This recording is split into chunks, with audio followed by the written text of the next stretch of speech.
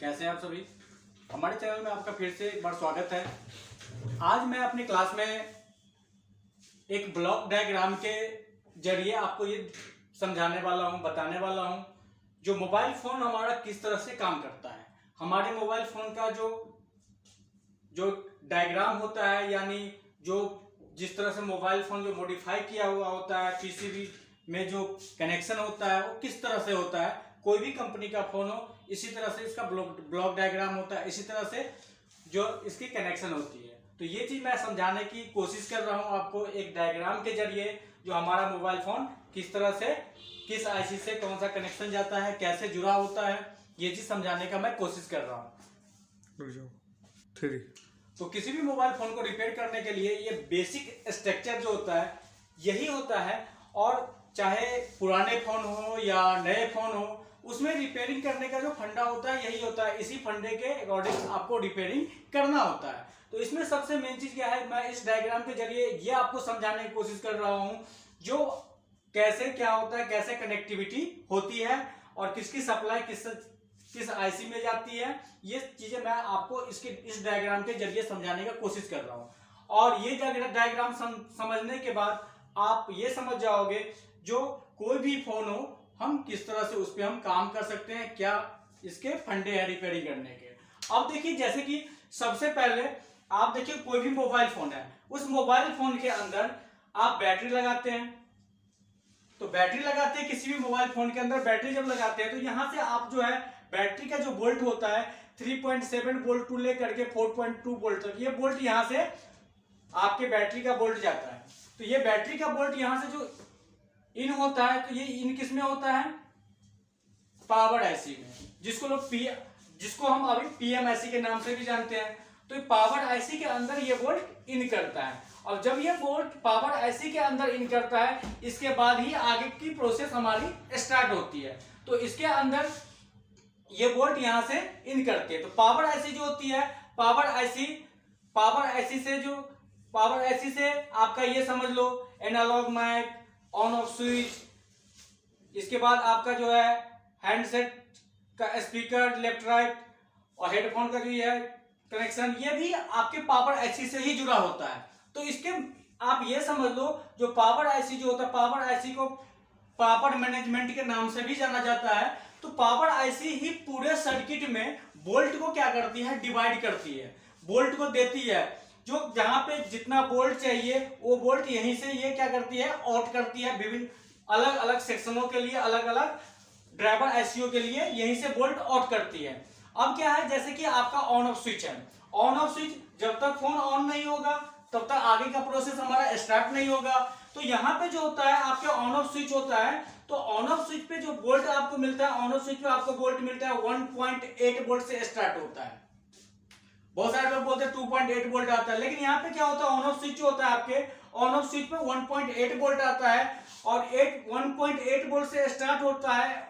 और मैंने यहाँ तक भी देखा है 3.7 वोल्ट, यानी जितनी बैटरी की नॉर्मल वोल्ट होती है, कभी कभी ये भी आपको देखने को मिलता है चाइनीज फोनों में। तो मतलब अलग अलग फोनों में अलग अलग वोल्ट आपको यहाँ पे ऑन ऑफ स्विच पे देखने को मिलता है।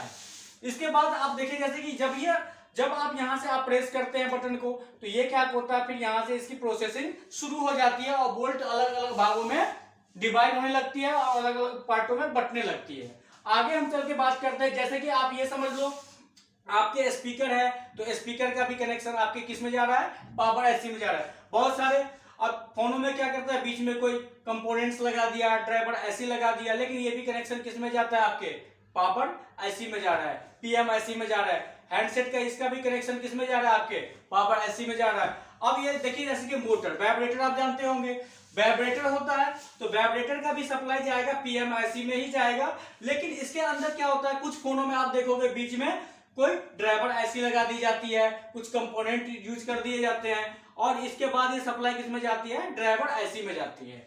और इसके बाद जो है ड्राइवर आईसी से होते हुए पीएमआईसी में जाती है, फिर ये सप्लाई जो है सीपीयू से जुड़ी होती है, ये ध्यान रखना है।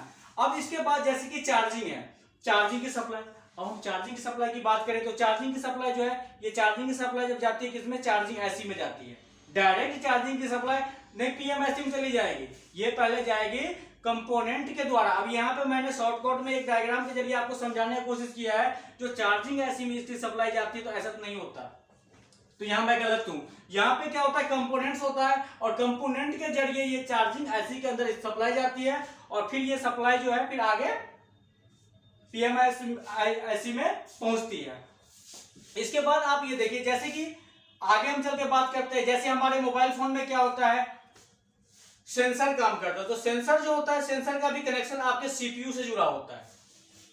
आपके मोबाइल फोन का जो सेंसर काम करता है, तो सेंसर कई प्रकार है, 5-6 प्रकार के सेंसर मोबाइल फोन के अंदर यूज होता है। तो जो भी सेंसर होता है, जो सेंसर यूज होता है, वो सेंसर सीपीयू, सेंसर की कनेक्टिविटी सीपीयू से जुड़ी होती है।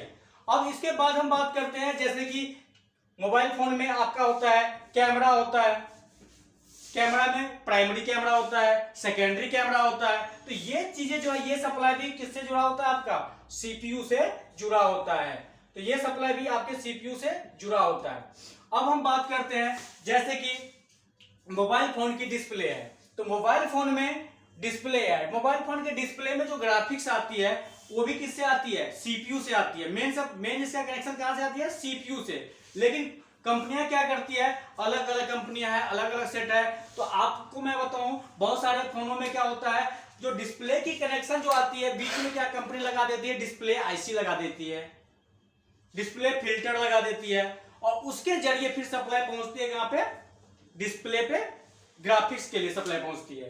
तो आप ये डिस्प्ले का जो ग्राफिक्स आएगी तो किससे आएगी, आपके सीपीयू से आएगी। अब इसके बाद हम बात करते हैं, जैसे कि आप ये देखिए, जीपीएस, ग्लान, वीटी, एफएम, एनएफसी, तो ये सब भी, इसकी भी कनेक्टिविटी आपके किससे होता है, सीपीयू से ही होता है। और इसके अंदर कंपनी क्या करती है, कंपोनेंट यूज करती है या ड्राइवर कोई यूज करेगी। इसके बाद हम बात करते हैं, टच की बात करते हैं। तो टच के लिए क्या होता है, जो जितने फोन आ रहे हैं, उस फोन के अंदर आपने देखा होगा जो बड़ी बड़ी स्क्रीन लगी होती है, बड़ी बड़ी टच लगी होती है, तो बड़ी टच लगी होती है, बड़ी ग्लास लगी है, डिस्प्ले। तो आजकल जो भी फोन आ रहे हैं, टच वाले फोन, उसका भी जो कनेक्शन जो होता है, मैं आपको बताऊं, आपके सीपीयू से ही होता है। ये इसका कनेक्शन आपके सीपीयू से ही जुड़ा होता है। अब क्या होता है, जो लेटेस्ट फोन आते हैं उसके अंदर जो टच होता है, उस टच के जो पत्ते होते हैं उसके ऊपर आपको कई बार आईसी दिखाई देगी। इसके बाद क्या होता है, जो कुछ फोनों में अलग से टच आईसी होगी, तो आपको ये देख लेना, जो टच आईसी होगी तो टच आईसी देख लेना, या आप ये समझ लो टच खराब है तो आप चेंज करोगे ना, तो चेंज करने के बाद ही आप ये समझ लो टच आपका ठीक हो जाएगा। अब इसके बाद है, जैसे कि हम मोबाइल फोन की सिम की बात करते हैं, मोबाइल फोन में सिम, किसी डबल सिम के भी मोबाइल फोन आ रहे हैं, तो ये 2 सिम लगे हुए हैं। तो सिम जो लगा होता है फोन के अंदर, इसकी भी कनेक्टिविटी आप ये समझ लो जो सीपीयू से ही जुड़ी होती है। इसके बाद हम बात करते हैं, जैसे कि मोबाइल फोन में आप जो है, आपने रैम का नाम सुना होगा, तो रैम जो मोबाइल फोन का जो रैम होता है, जो मोबाइल फोन की स्पीड बढ़ाता है, तो रैम जो होता है इसका, ये भी आपका सीपीयू से ही इसका कनेक्टिविटी होता है। इसके बाद जैसे कि अब एक चीज और भी है, कुछ फोनों में आपने देखा होगा जो रैम जो है अलग से नहीं होता। इसमें क्या होता है, जैसे डबल टेकर जो आईसियां आती है, उसमें सीपीयू में ही इन्वॉल्व होता है, सीपीयू के साथ ही होता है रैम। इसके बाद जो है कुछ, जैसे कि ईएमएमसी, मास स्टोरेज, जो मोबाइल फोन के अंदर जितनी सारी प्रोग्रामिंग होती है, जितने सारे हमारे सॉफ्टवेयर होते हैं, नंबर्स होते हैं, डाटा होता है, जो भी, वो हमारा ईएमएमसी आईसी के अंदर होती है। इसके बाद एक्सटर्नल एसडी कार्ड, ये तो सभी फोन में यूज होता है, तो एक्सटर्नल एसडी कार्ड जो होता है, ये भी, इसकी भी कनेक्टिविटी होती है किससे, सीपीयू से। लेकिन कंपनी क्या करती है, कुछ कंपनी अलग से, जैसे पुराने फोन में चले जाओ तो मेमोरी कार्ड के लिए मेमोरी ऐसी होगी, बीच में जो है कंपोनेंट्स यूज होगा, हाँ, रेजिस्टेंस यूज होगा, तो ये सब चीजें लगे होता है। तो ये सब बेसिक फंडे होते हैं, और ये क्या करके किसमें फिर कनेक्टिविटी जाके कहां मिलती है, इसकी सीपीयू से। मतलब इसकी कनेक्टिविटी लास्ट में किसमें आएगी, सीपीयू में आएगी। अब देखिए इसके बाद है, जैसे कि मोबाइल फोन के अंदर नेटवर्क की हम बात करें, तो सबसे पहले किसी भी फोन के अंदर चले जाओ, आप बेसिक फोन में चले जाओ, एंड्रॉइड फोन में चले जाओ, किसी भी कंपनी के फोन में चले जाओगे आप ये देखो, किसी भी कंपनी के फोन की जब बात करो ना, सबसे पहले सिग्नल आपके मोबाइल फोन के बॉडी पे आता है। सबसे पहले सिग्नल मोबाइल फोन के बॉडी पे आता है। कोई भी फोन लीजिए तो सिग्नल कहां आएगा, सबसे पहले तो बॉडी पे ही सिग्नल आएगा। ये आप टिप्स देख रहे हैं इसमें, तो इसी टिप्स पे सिग्नल आएगा, इसके बाद एक्सटर्नल एंटीना पे आएगा, इसके बाद एक्सटर्नल एंटीना से होते हुए फिर कंपोनेंट से होते हुए ये क्या जाएगा सिग्नल, ये जाएगा सिग्नल RFIC में, PFOIC रहेगा PFO में जाएगा, WTR रहेगा WTR में जाएगा। तो आप देखो ये समझ लो, जैसे कि आप का ये सिग्नल जो है सबसे पहले किस में जाएगा, एक्सटर्नल एंटीना में जाएगा, इसके बाद आपके RFIC जिसको नेटवर्क ऐसी बोलते हैं, PFO ऐसी रहेगा PFO में जाएगा, WTR रहेगा तो WTR में जाएगा। तो कहने का मतलब ये है ये जो है आपके नेटवर्क ऐसी से होते हुए ये फिर लास्ट में इसकी कनेक्टिविटी किसमें होगी, CPU में होगी। अब ये नहीं कह रहा हूं मैं जो डायरेक्ट ये सप्लाई मैंने लिया और ये सप्लाई डायरेक्ट इस ऐसी से होकर इसमें चली गई, तो कुछ लोग वीडियो देखने वाले ये भी कहेंगे ऐसे कैसे हो सकता है, जो भाई तुमने बताया जो ये जैसे ये ऐसी है, इस ऐसी से जो है डायरेक्ट इसमें चली गई सप्लाई।